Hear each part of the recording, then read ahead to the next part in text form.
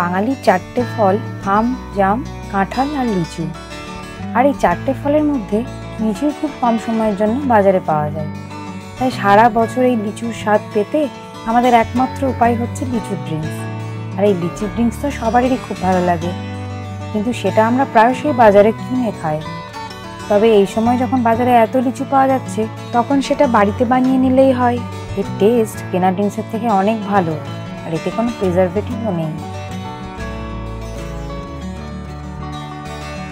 প্রথমে লিচুগুলো ভালো করে ধুয়ে নেবে। এবার প্রয়োজন মতো লিচু ছাড়িয়ে নেবে। আমরা একজনের জন্য বানাচ্ছি, তাই 10-12টা বড় সাইজের লিচু ছাড়িয়ে নিয়েছি। বাজারে আমের সাথে লিচু উঠলেও লিচু ওই 15-20 দিনের জন্যই দেখা যায়। তাই বাজারে থাকতে থাকতে যতটা পারা যায় চলো এর সদ্ব্যবহার করে ফেলি। এবার লিচুর শাঁস বা পাল্পগুলোকে একটা ধারালো ছুরি দিয়ে ভালো করে কেটে বের করে নেবে। হাতে করে না ছাড়ানোই ভালো, তাতে শাঁসগুলো ঠিসে নষ্ট হয় বেশি।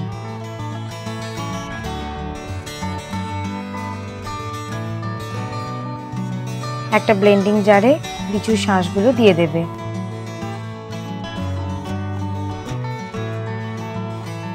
লিচু যদি খুব মিষ্টি হয় তাহলে 1-2 টেবিল চামচ মতো চিনি দেবে।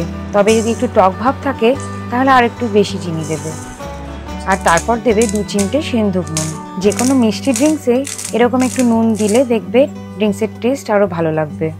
এবার ফ্রেশনেস বাড়ানোর জন্য দেবে 1 চা চামচ লেবুর রস, বা তোমরা পুদিনা পাতাও দিতে পারো। যে কোনো ফ্রুট ড্রিঙ্কসে একটু লেবুর রস দিয়ে দেখবে টেস্ট অনেকটা এনহ্যান্স করে গেছে, আর বেশ রিফ্রেশিংও লাগবে। এবার 1 থেকে 1.5 কাপ মতো ঠান্ডা জল দিয়ে 30 সেকেন্ড মতো ব্লেন্ড করে নেবে। খুব বেশি ব্লেন্ড করো না, তাহলে সব পাল্প ব্লেন্ড হয়ে যাবে, একদম পাতলা হয়ে যাবে। কিন্তু যদি একটু শাঁস গোটা গোটা থাকে তাহলে ড্রিঙ্কসটা খেতে অনেক বেশি ভালো লাগবে, একটা সুন্দর টেক্সচারও পাবে।